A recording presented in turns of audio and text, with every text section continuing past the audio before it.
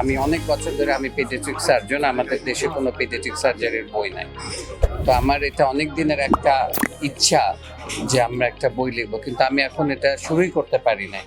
কিন্তু সুমন এই এত চমৎকার কষ্টের যে কাজটা, একটা বই লেখা কিন্তু একটা প্রসব বেদনার থেকে অনেক বড় কষ্ট আমি মনে করি। যেমনি তো চিকিৎসকরা তো প্রধানত তারা রোগী নিয়েই বেশি থাকে, শিক্ষকতাকে আমরা এমনি সময় কম দিই, সবাই রোগী এবং প্র্যাকটিস। এবং আমাদের মাননীয় প্রধানমন্ত্রী কদিন আগে কথা বলেছে যে চাকরি করে প্র্যাকটিস করে তারপর তারা রিসার্চ করবে কিভাবে।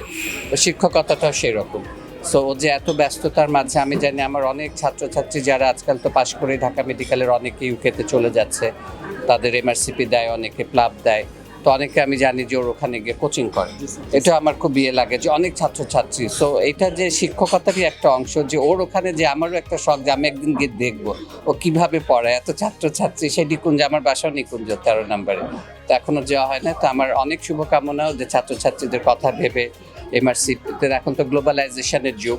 এবং আমার একটু আগে আমাদের আরেকজন জামাল চৌধুরী ভাইয়ের সাথে কথা হচ্ছিল যে আমাদের যে চিকিৎসক, আমরা তো দেশে কর্মসংস্থান করতে পারছি না, সুতরাং তাদেরকে যদি আমরা বিদেশে পাঠাই এবং তাদের এখানে রেভিনিউ আর্নিংটা অনেক বেশি হবে।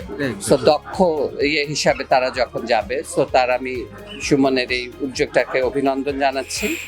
অনেক জায়গায় এই ট্রেনিংয়ের সুযোগটা নাই। আপনারা জানেন যে আমরা বলি যে practice makes a man perfect. So এই ট্রেনিংয়ের মাধ্যমে যখন তারা পরীক্ষাটা দিবে তখন নিশ্চয়ই তাদের রেজাল্ট অনেক ভালো হবে, স্কোরও ভালো হবে। এবং এটা তো আমরা সবাই জানি যে আমরা যে চাকরি বা জবের ক্ষেত্রে যাদের স্কোর ভালো, তাদের ভালো জায়গায় কাজ বা কোনো স্কলারশিপ বলি বা সেগুলো পেতেও তো সুবিধা হবে।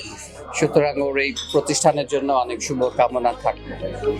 Thank you sir, thanks for your valuable speech. Thank you.